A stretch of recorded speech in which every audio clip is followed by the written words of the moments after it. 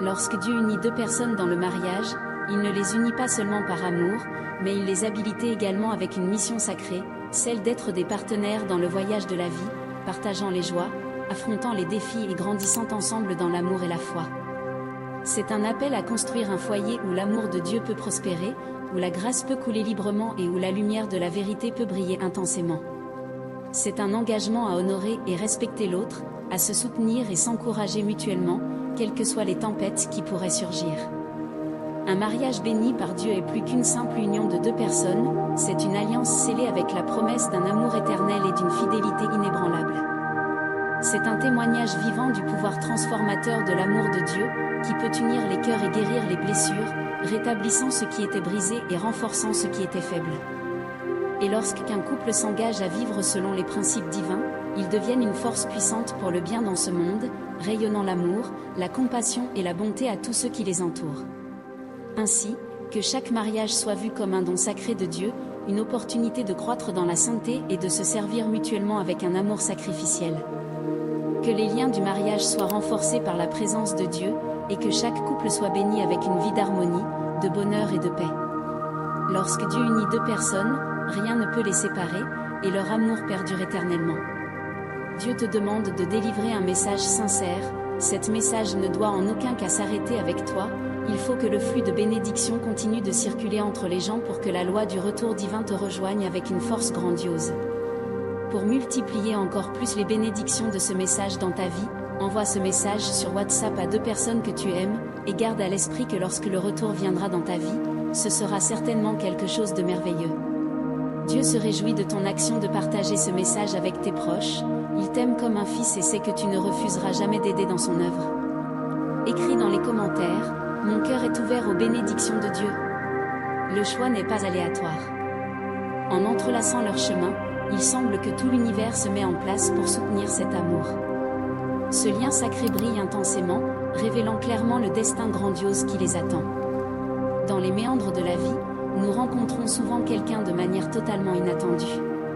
On dirait que le destin est un moyen mystérieux de faire se croiser nos chemins avec ceux qui ont un impact, dans des endroits et des moments que nous n'aurions jamais pu imaginer.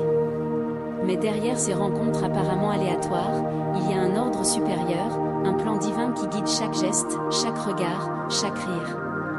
Pour Dieu, rien n'arrive par hasard. Tout fait partie d'un plan plus vaste, établi depuis le début des temps. Et lorsque ce plan se concrétise, lorsque tout s'emboîte parfaitement, le cœur se remplit d'une joie indescriptible, d'un amour vrai et intense qui remplit chaque partie de nous. Aimer profondément quelqu'un transcende les simples sentiments passagers. C'est un engagement continu de soins, un respect qui atteint les profondeurs de l'âme, une confiance inébranlable et un effort constant pour comprendre chaque aspect de l'être de l'autre. Dans le lien sacré du mariage, l'amour s'élève à une sphère qui transcende les émotions temporaires et les expériences momentanées. C'est comme s'il s'agissait d'une connexion divine, unissant deux âmes dans un voyage de croissance et d'évolution conjointe.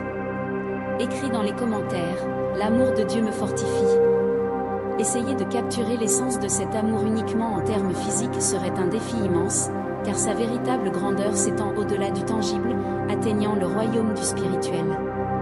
Cet amour se révèle non seulement par des paroles, mais aussi à travers des actes de générosité, des expressions de solidarité et des moments de soutien mutuel.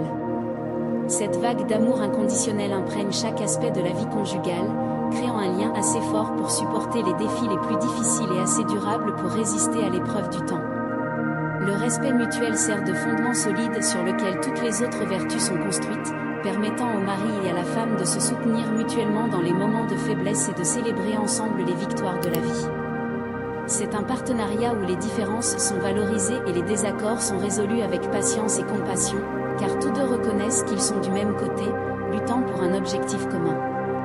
Dans ce type de relation, la communication est un outil puissant, utilisé pour exprimer l'amour, partager les rêves et résoudre les conflits de manière saine et constructive.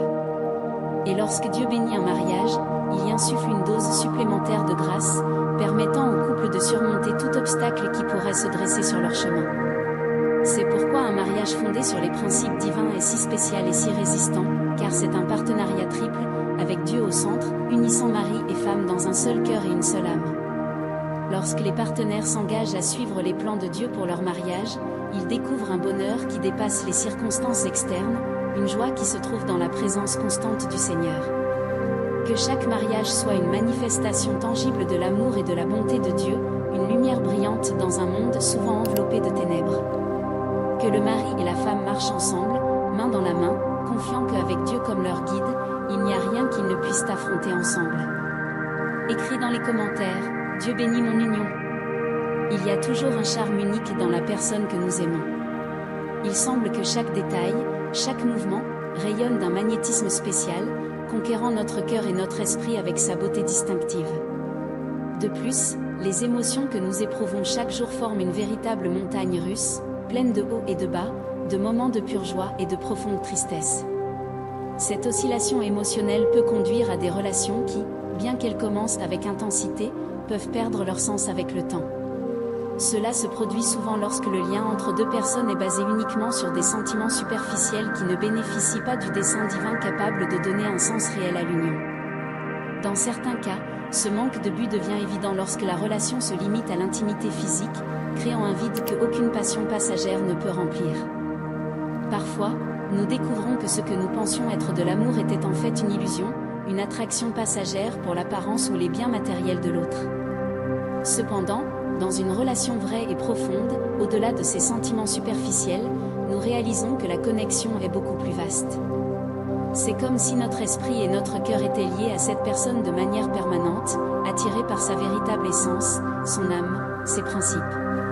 Sa présence devient quelque chose qui ne nous épuise ni ne nous ennuie jamais, mais plutôt un véritable soulagement pour l'esprit, une source d'énergie renouvelable. Il ne s'agit pas de chercher quelque chose en retour, mais de trouver en sa compagnie un sentiment de plénitude et de complétude qui transcende toutes les attentes matérielles.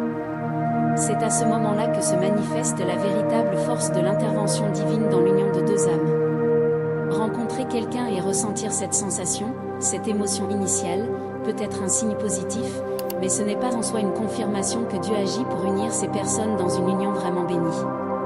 L'attraction entre les deux est mutuelle et forte, peu importe la distance entre eux ou combien de temps il faut pour que cette union se concrétise. S'ils sont alignés sur la volonté divine, leur rencontre est certaine. D'autre part, si elles choisissent d'être avec une autre personne, même dans le mariage, cela ne signifie pas que Dieu a commis une erreur ou s'est éloigné. Tout comme vous avez choisi d'accepter cette union bénie et de vous livrer à cet amour profond, l'autre personne doit également faire son choix. Dieu n'impose pas l'union entre deux personnes. Il peut créer les conditions et présenter les opportunités, mais la décision finale appartiendra toujours aux individus impliqués. Certaines personnes finissent par manquer l'occasion d'être avec leur âme sœur désignée par Dieu simplement parce qu'elles ne parviennent pas à percevoir le charme qu'il a placé dans leur cœur. Parfois, des doutes surgissent quant à la véritable nature de ces sentiments, ou peut-être que des expériences passées négatives ou les conseils d'autres personnes ont obscurci leur capacité à comprendre les plans divins, les faisant croire qu'elles ne trouveront jamais quelqu'un d'aussi spécial. En ne prêtant pas attention ou en ne suivant pas le murmure divin dans leur cœur, elles perdent l'opportunité de partager leur vie avec quelqu'un de véritablement unique et d'expérimenter la plénitude qu'elles pourraient avoir ensemble. Cependant, si vous n'avez pas encore trouvé votre moitié, souvenez-vous que Dieu a un plan pour vous unir à quelqu'un de spécial. Bientôt, ce processus pourrait être en cours en ce moment même, de manière invisible à vos yeux, mais il est déjà tracé dans les plans divins. Lorsque le moment opportun viendra, que ce soit maintenant ou à l'avenir, et que Dieu établira cette connexion spéciale, une relation amoureuse commencera à s'épanouir. Ce lien se caractérisera par un amour profond et un engagement mutuel inébranlable. Dans cette relation, la confiance ne sera pas seulement un aspect, mais le fondement de tout.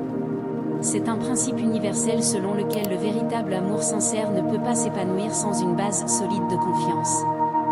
Je comprends que pour ceux qui ont déjà connu des déceptions amoureuses, faire à nouveau confiance peut sembler extrêmement difficile.